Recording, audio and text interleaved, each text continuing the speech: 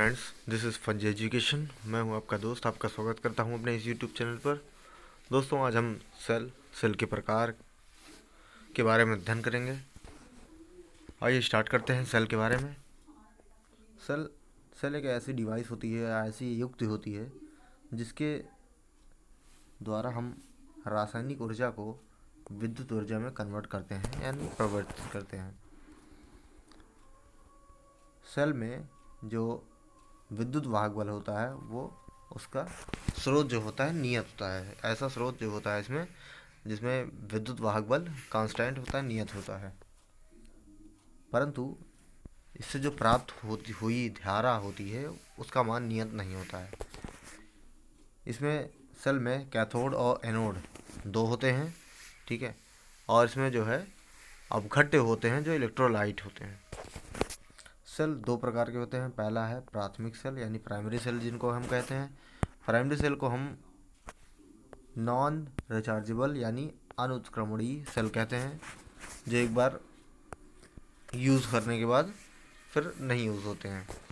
Example इसके हैं dry cell यानी शुष्क सेल, लेक्लांसी सेल और डेनियल सेल। सेकेंडरी सेल्स में आते हैं जो चार्जेबल होता है और यानी उत्क्रमणीय होता है, यानी बार बार उसको चार्ज करके यूज़ कर सकते हैं। इसमें उदाहरण के लिए आता है सीसा संचायक सेल। यह है द्वितीयक सेल यानी सेकेंडरी सेल है।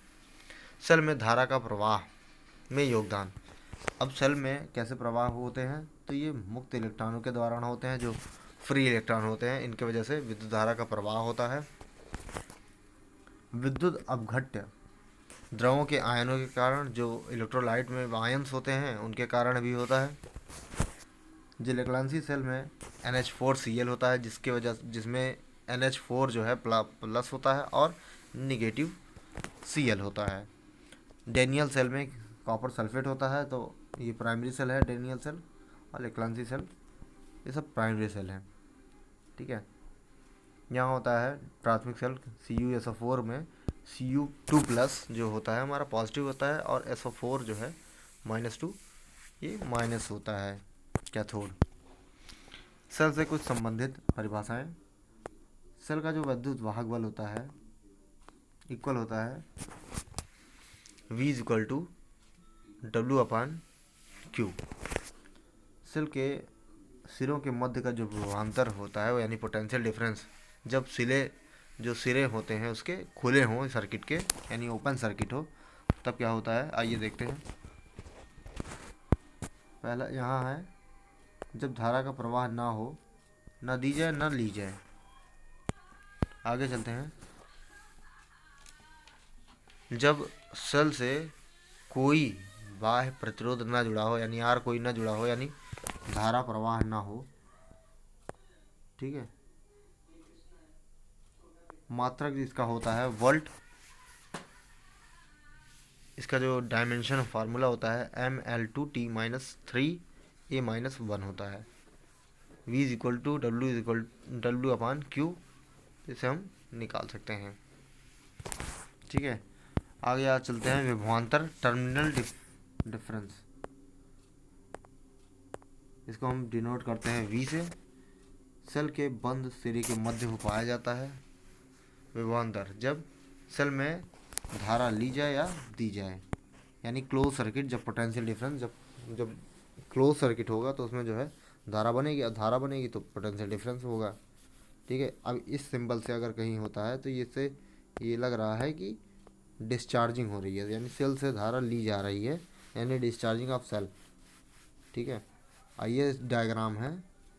सेल को अगर धारा दी जा रही है यानी मतलब चार्जिंग हो रही है सेल की, ठीक है। आगे चलते हैं। जब सेल से बाह्य प्रतिरोध, यानी जब कोई बाह्य प्रतिरोध आर जुड़ा हो, यानी धारा का प्रवाह हो रहा हो, तो इस अवस्था में धारा और प्रतिरोध का जो गुणनफल होता है उसकी टर्मिनल वोल्टता के बराबर होता है, ठीक है।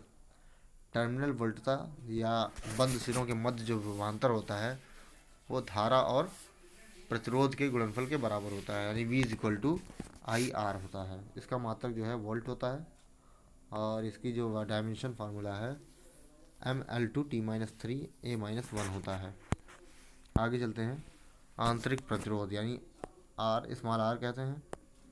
इंट्रिंसिक प्रॉपर्टी ऑफ सेल, आदर्श सेल के लिए आंतरिक प्रतिरोध जो होता है वो 0 होता है। विद्युत अपघट्य के आयनों द्वारा धारा प्रवाह में उत्पन्न जो बाधा होती है उसी को हम आंतरिक प्रतिरोध कहते हैं। विद्युत अपघट्यों के आयनों द्वारा जो धारा प्रवाह में उत्पन्न होती है बाधा, उसी को हम आंतरिक प्रतिरोध कहते हैं। आंतरिक प्रतिरोध जो होता है वो निर्भर करता है किनके बीच, ये जो दूरी है यानी आर जो है स्मॉल आर, ये है आंतरिक प्रतिरोध। ये निर्भर करता है क्षणों के मध्य की दूरी। अब यहाँ कैथोड है, ये एनोड है, इन के बीच की जो दूरी होती है स्मॉल डी होती है, जिस पर आंतरिक प्रतिरोध निर्भर करता है। फिर सेकंड है क्षणों की अनुप्रस्थ काट क्षेत्रफल के व्युत्क्रमानुपाती। इनकी जो क्षण हैं लगे कैथोड और एनोड, इनके अनुप्रस्थ काट के क्षेत्रफल के बराबर है। ठीक है, ये इन्वर्सली प्रोपोर्शनल है। अगर इसका अनुप्रस्थ काट का क्षेत्रफल जो है ज़्यादा है तो आंतरिक प्रतिरोध कम होगा, अगर कम है तो ये ज़्यादा होगा। क्षणों की पदार्थ की जो प्रकृति होती है इन पर भी निर्भर करता है। विलयन या जो अपघट्य हैं उनकी सांद्रता पर, कंसंट्रेशन पर भी निर्भर करता है। कंसंट्रेशन अगर अधिक तो आंतरिक प्रतिरोध अधिक होता है। ताप के व्युत्क्रमानुपाती, जैसे जैसे ताप बढ़ता है वैसे वैसे इसकी आंतरिक प्रतिरोधकता घटती है। आगे चलते हैं बंद परपथ यानी क्लोज्ड सर्किट। ठीक है, यहाँ है जब क्लोज सर्किट है जहाँ बाह्य प्रतिरोध जो है कैपिटल आर लगा है और इंटरनली जो प्रतिरोध है रेजिस्टेंस है वो स्मॉल आर है। ठीक है, यहाँ जो कुल प्रतिरोध हो जाता है, हम जानते हैं धारा और प्रतिरोध का गुणनफल विभवांतर हो जाता है। तो E equal to I into capital R plus small R. जो सेल से प्राप्त धारा है वो इक्वल हो जाएगी I equal to E upon R capital plus small R. Second है प्रतिरोध के सिरों पर विभवांतर पतन। तो विभवांतर इतना हो जाता है, आई आर हो जाता है, क्योंकि आई धारा है और आर जो है रेजिस्टेंस है, तो विभवांतर जो है यह V is equal to I R. ठीक है, अभी इस डायग्राम में अगर देखा जाए तो आर पर जो पतन है कैपिटल आई आर होता है और स्मॉल आर पर जो पतन है यानी इंटरनली जो रेजिस्टेंस है उस पर आई आर हो जाता है। ठीक है, आंतरिक प्रतिरोध के लिए जो सिरों पर विभव पतन होता है वो होता है I is equal to R, sorry विभवांतर is equal to I into R हो जाता है। ई वी आर में संबंध यहाँ देखते हैं। ई इज इक्वल टू हम जानते हैं I into internally externally resistance plus I is equal to internally resistance यानी आंतरिक प्रतिरोध। ठीक है, अगर हम आई को कॉमन ले लेते हैं, यहाँ हम आई को कॉमन ना लें, अगर यहाँ हम जानते हैं V इज इक्वल टू जो होता है आई आर होता है, आई इंटू कैपिटल आर होता है, तो यहाँ V की वैल्यू आ जाएगी। ठीक है, जहाँ जो है E जो है ये विभवांतर से कम होता है, सॉरी E जो है विभवांतर से अधिक होता है। ये रैखिक संबंध है किनके बीच, E V और R के बीच में, मतलब इलेक्ट्रोमोटिव फोर्स यानी EMF, वैद्युत वाहक बल, विभवांतर और आंतरिक प्रतिरोध के बीच में। ठीक है, अब जहाँ जो है हम यहाँ R जो है निकाल सकते हैं इससे E minus V upon I. ठीक है, जहाँ फार्मूला होता है V is equal to I R, अब I is equal to V R होता है। ठीक है, इससे हम ये भी कर सकते हैं और यहाँ हमको इससे फार्मूला मिल जाता है R is equal to E upon V minus 1 into capital R. आगे चलते हैं। किसी सेल द्वारा अधिकतम शक्ति प्रदान करने की शर्त, व्हेन आर कैपिटल आर जो होता है वो स्मॉल आर के इक्वल हो जाए। ठीक है, तो पावर जो हमारी हो जाएगी ई स्क्वायर अपान 4 आर। यहाँ इनके बीच में ग्राफ देखते हैं। ठीक है, रेजिस्टेंस एंड पावर में, तो पी मैक्स जो हो जाता है वो ई स्क्वायर अपान में 4 आर हो जाता है, जब आर जो है स्मॉल आर और कैपिटल आर इक्वल हो जाते हैं। आगे चलते हैं, सेल की विभिन्न अवस्थाएं। डिस्चार्जिंग पहला है, डिस्चार्जिंग ऑफ सेल, तो निरावेशन अवस्था यानी, ठीक है, जब डिस्चार्ज होती है बैटरी, यानी बैटरी द्वारा हम करंट लेते हैं यानी विद्युत धारा लेते हैं, ठीक है, यूज़ करते हैं, तब ये डिस्चार्जिंग होती है। ठीक है, सेल का विद्युत वाहक बल उसकी तुल्य वोल्टता से बड़ा होता है।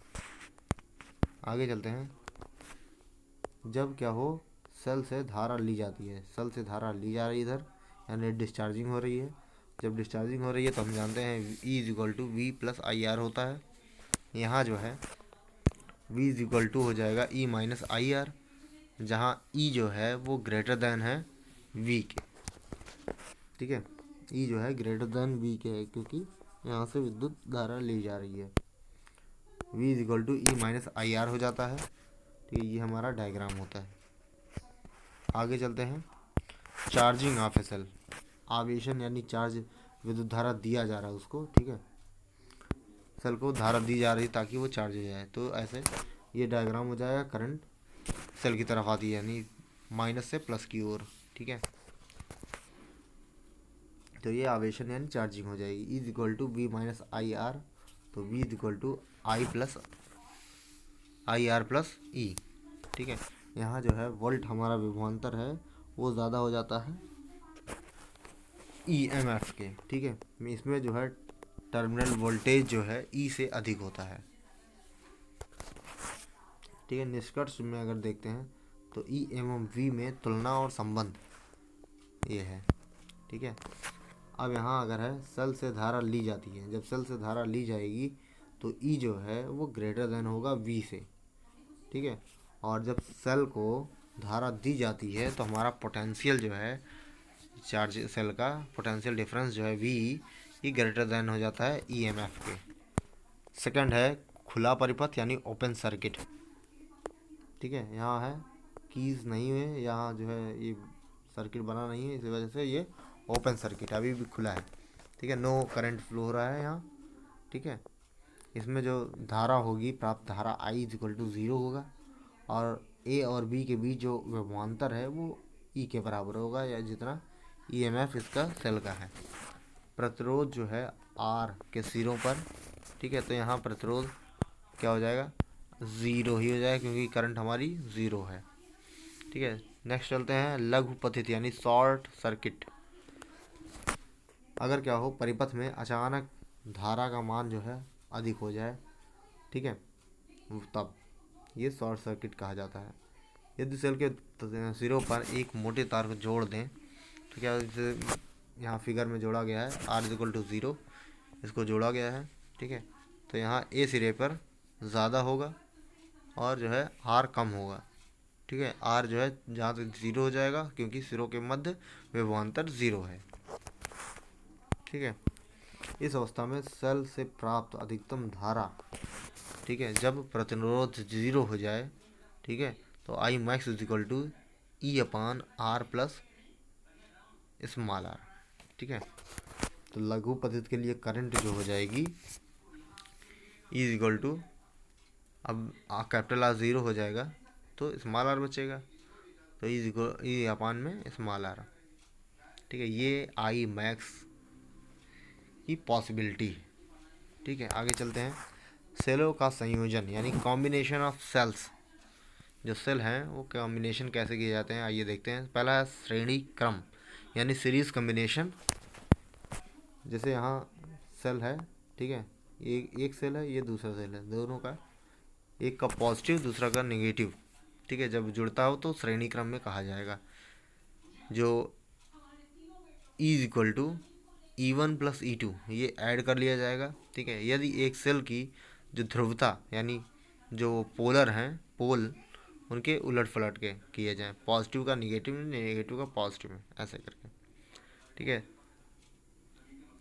तुल्य विभवांतर यानी इक्विवेलेंट जो E होता है, EMF होता है, वो इक्वल होगा E माइनस E2 या E2 माइनस E1, ये होता है, ठीक है, जैसे टॉर्च में होता है, टॉर्च में ऐसे बनाया जाता है कॉम्बिनेशन। आगे चलते हैं, आदर्श सेल। आदर्श सेल हम जानते हैं जिसका आंतरिक प्रतिरोध 0 होता है, ठीक है,